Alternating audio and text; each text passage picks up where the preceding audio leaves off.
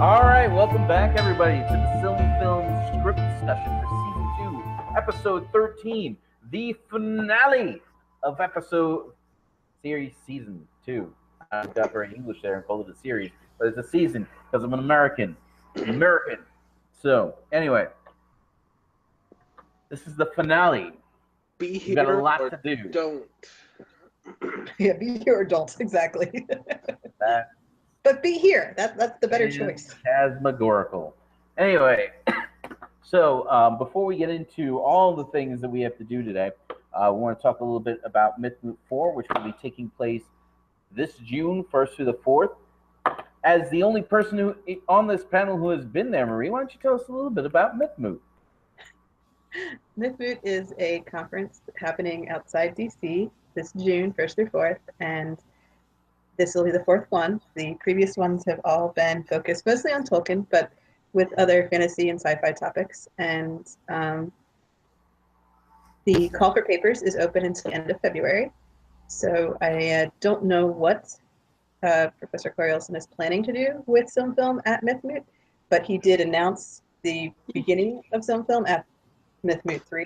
So no doubt he's planning to do some sort of follow-up panel or something at the coming event.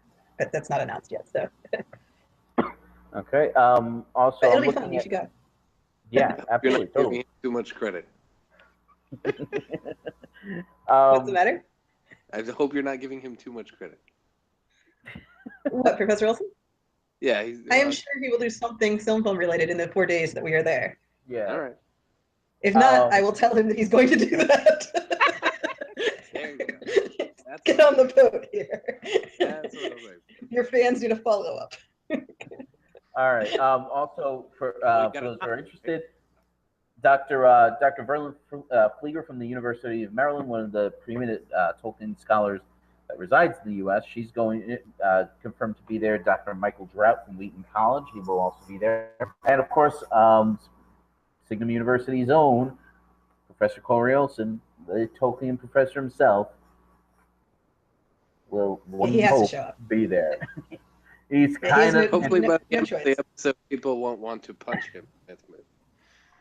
I have never once wanted to punch him. That has never ever happened ever. Tell me another bedtime story, Nick. No, he has the kind of personality that diffuses That's tension. true. That's He true. smiles a lot, and he's just super friendly and self-effacing. So he doesn't escalate situations to the I point that actually people really want to punch him. would have loved to have him as a professor in one of my classes. I might have gone to office hours if I had a professor like him. Probably. But you wouldn't have punched him, is my point. No, that definitely wouldn't have happened. Let's not say anything we I'm not saying the guy's never gotten. I don't know anything about his history. For all I know, he's been in fights before, but I don't think so. He's got the eye of a killer. I can see it. No, he really doesn't. Not even a little bit. Although, from word has it that he has studied karate. So Yeah, his sons do some kind of martial art, and I think that was something he said he he was does. So enthusiastic anyway, about. we're once again But getting that off doesn't track mean he's here. a killer. Practicing karate doesn't mean you can kill people. No, that's true. I'm not making that case at all. But You heard to say it here, that folks. not some 6 room months of for a little karate, bit you're of violence in there, maybe a little bit. I don't know. Obviously, I don't know him on a personal level at all. Yeah. I mean, I've met him a few times, but that's All not right. So anyway, so Myth Moot 4, show up. Anyway, so we got to talk about the stuff that we need to do in the finale of season 2. Yes. So You're some not bad real things are going to happen. They Can't are, tell me what to do. Not a lot of good stuff is going to happen. but the way the story is told in the book is with the historical perspective of everybody already knows what's going to happen, and they're just saying, and then this happened, and this happened, and it was all bad stuff. But if you were living through it at the time, you obviously didn't know what was coming next. Right. So we have to kind of create some uncertainty for our viewers about where things are headed, and not keep that totally inevitable feel that the historical perspective of the book gives, because we're not doing this in a historical context. Right. So changing that is actually going to be really tricky. because we need to now come up with things that people could be saying and doing that then won't happen because the next disaster strikes and changes all the plans. Okay. So we have to kind of think of tangents that aren't real because it's a chaotic situation where no one really knows what's going on, and misinformation might happen in that context. I don't know. Right. Well, a few things. One, we just got the reconciliation of Feanor and Fingolfin. Mm-hmm. So there could be plans involving that get thrown askew by these other things that take place. In addition to, so the events that are in the text that need to take place are the destruction of the trees. Mm-hmm. Kind of a big one. A little bit. The pillaging of the trees. The Valar have to ask Feanor to give up the Silmarils so they can be used to repair the trees. He has to say no. Finwë, Melkor and Ungoliant have to attack Formenos. They kill Finwë. They steal the Silmarils. Now, there is another event that I'm going to try. We're going to try to see if we can work in here, and that's the Thieves' Quarrel. So so Melkor and Ungoliant are escaping from Valinor, and Ungoliant is getting increasingly greedy. She keeps asking for more and more and more. Melkor gives up all the jewels that he stole from Formenos except for the Silmarils. He holds them back.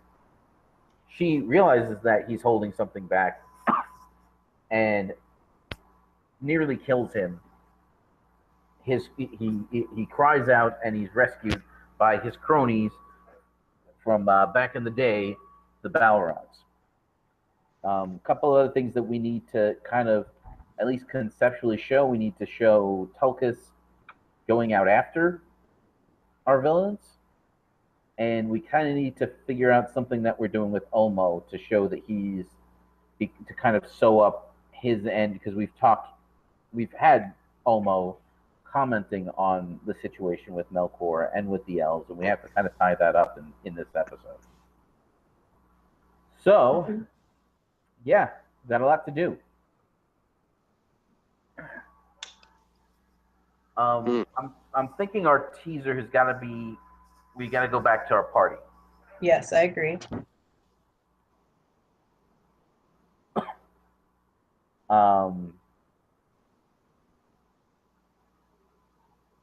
Did we end episode 11 or 12 rather? The way episode 12 ended was with Melkor and Ungoliant standing on the pillar looking down. Right. And then whatever signal they give, and then they run down the hill as if they're about to start their attack. Although the fact that the trees are the target is not clear. Nothing has been given away that he's going to attack the trees, just clearly he's up to no good. Right. And he's been talking about vengeance and things like that. So we know he's going to attack. So for that, the shot for me, like the tree should be in the frame as he's looking over the fields, but I think probably I mean they're glowing. But the center of the center of the shot should be Valinor. Or Valinor. Yeah, I agree. So the party is happening there, but it's not. No. The party is up on Taniquetil. Yes. Up on the top of Taniquetil, where Manwë's house is. Right. So the party is really far away from everything else, which explains why Melkor can run over to the trees without getting caught. Right. Because Valmar is sitting right next to where the trees are, on the plain part. That's where the city of Valmar is. It's a city on a plain. So but I would be like super. If Melkor had to run by that to get to the trees, like someone at the party could look out the window and be like, "Gee, what is Melkor doing here?" So for me, though, the party's not there. It would be a kind of a thing because I mean we've seen Melkor destroy tons of stuff bigger than Valinor, right? So like the implication that he's going to actually destroy the city would actually be kind of Yeah. I think that's what the viewers should expect him to do, is to attack the city. Right. And then it's the trees that are the real target. Right. So agreed there. The point is, with this episode, viewers. we can. I mean, obviously, anyone who's read the book knows what's happening here, but we could start at the party, and so you don't see the trees. You just the party is lit up by the light of the trees. Yeah, of course. Because that's what you use to light your parties. Magic trees. Magic tree light. Magic trees. Okay. So I don't think anything particular is happening at the party, though. So I mean, we just show shots of the party to remind the viewers. Oh, right, there is a party going on. Right. Well, can we maybe show? Well, for me, so for this scene, for me, the way that this works is there's a lot of cutting between. Once they actually get up to the trees and we realize, oh, this is what they're after. There is a ton of cutting in my head between the party and the actual action of what they're doing to the trees.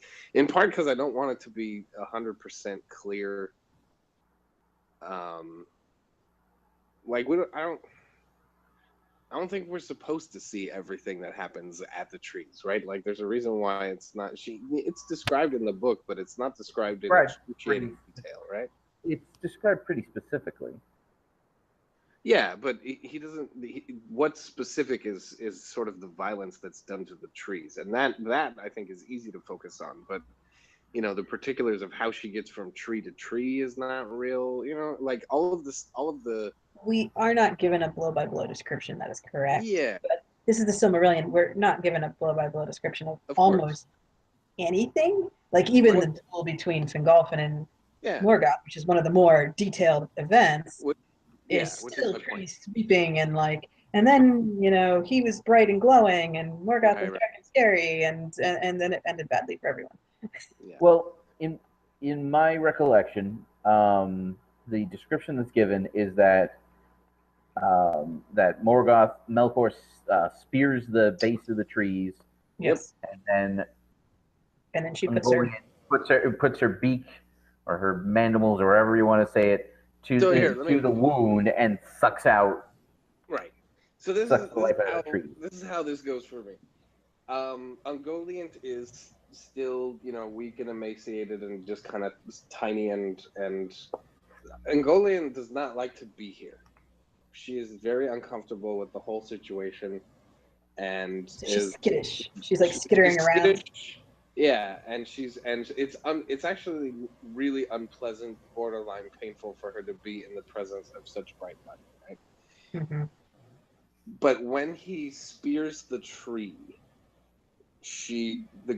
her greed gets the better of her, and when the sap flows out of the tree, she's like, oh, this is gonna be good, and I want her to kind of be as animalistic as she possibly can be in this moment, where she's hesitant to get up to the tree, but the draw of the sap leaking out of it is just too much, and so she kind of loses herself in hunger, right? So it's a feeding orgy. Yeah, she's still not psyched about the light, but she kind of climbs up to the tree and then tastes a little bit, and then as she starts with the wound, but it's not just, she doesn't just drink deeply from the wound, right? She ambles up to the sap and kind of has a little bit, and then she's like, oh, this is there's nothing better in the world. There's nothing in the world but this. I mean, I don't know how much poorly written stories about vampires you have indulged yourself in reading, but pretty much what you're trying to go for here is everybody's attempt to describe what happens when a vampire sees, smells, tastes blood. But when you watch a vampire movie, usually a vampire will bite you one time and that's it, and that's not what I want. It depends on this. She's so excited and hyper that she not only drinks from the wound that he's made, but she starts biting. Right, making her own. Yeah. Right, making her own, and then changes her position and bites again, and then changes her position and then bites again. So the wound gets larger and more violent, essentially, the longer she stays at one tree, right? And then that's when she starts getting darker. But I don't think she starts actually weaving webs, Nick. One of the things that we talked about before we went on air, because we were waiting for everyone else, was I was how on time. everyone. I was early for a change. So you could blame me. Brian was actually early. Yeah, It's not my fault. 15 whole minutes. That was not a dig at you, Marie. It was just I was literally just A statement of what happened. Yes. Yeah. I think she's too preoccupied to really start weaving any webs, right? So the first thing that happens is not so much that it's immediately dark. The first thing that happens is that it for me, what I would like to happen is a very subtle change in the quality of light. Now, we could have it such that the first, which is the first tree that she attacks? I mean, we can make it whatever you want it to be. What is it in the text? Does he specify? Mm-hmm. I honestly don't remember, and I don't have my copy. So does he say? I think he does, and I think it's Telperian, but I. Says that Melkor sprang upon the mound, and with his black spear he smote each tree to its core, wounded them deep, and their sap poured forth as it were their blood, and was spilled upon the ground. But Ungoliant sucked it up, and going from tree to tree, she set her black beak to their. But he doesn't actually say. It doesn't say. Not in this version. Yeah. Wow. Okay. What is it? Is it in the Book of Lost Tales? I'd have to look it up. All right. So there's not knowing then. There's two ways to go about it. We could have what time is it? Do we know what time it is? Is it nighttime? Is it daytime? Are you serious? Okay. For one thing, obviously, tree light is how you tell time in Valinor. Well, yeah, that's my point. Like which is the waxing tree and which is the waning tree? Yeah, or is it the mingling of the lights? Everything always happens at the mingling of the lights. So all right, so we'll say it's the mingling of the lights. So if it's the mingling of the lights, then it's kind of gold and silvery in equal measure, right?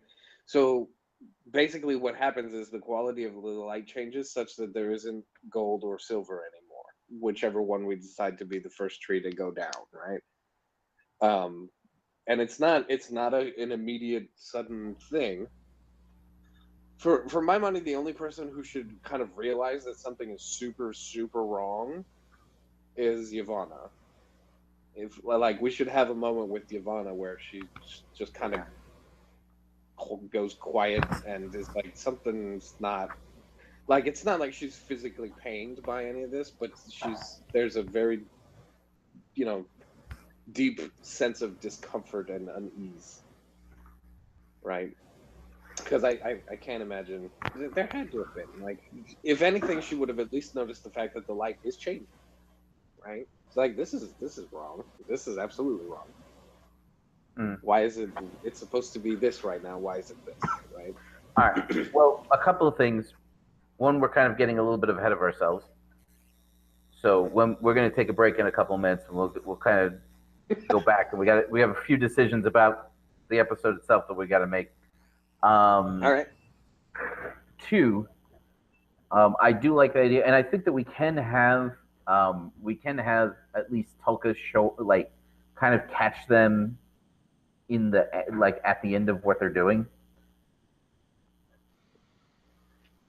It will help make the Valar less passive through this situation. I would like, if we're gonna do that, then I would kind of like to make it a callback to when he first his introductory episode that she kind of wants to play with him a little bit. Again. Well, yeah. I mean, if we're saying that somebody up on Tenequatel is like, wait, something is wrong with the light of the trees. Tulkas is the fastest runner, so he would get there first. Right. So the fact that he would arrive before anyone else, that makes sense. Right. Well, that's what she does at that point. Yeah. All right. Okay. There's possibility. We'll get there. Take a break. All right. So let's take a break real quick. We'll be back in a couple of minutes. if you are watching this on YouTube Live, which I think there are a couple of people doing so, we'll be back in a second. Feel free to drop any comments in the live chat on the right-hand side of your screen. That's what it's there for. If you're watching this on YouTube in the future, one day when YouTube allows me to edit videos again, which would be awesome, yeah, definitely like and share the videos if you like and want to share them. If you haven't yet, definitely subscribe so you can get, even more of all of this. And comment down below if we're getting it all wrong. We're probably not this time. Last time we were that. Anyway, so we'll be back.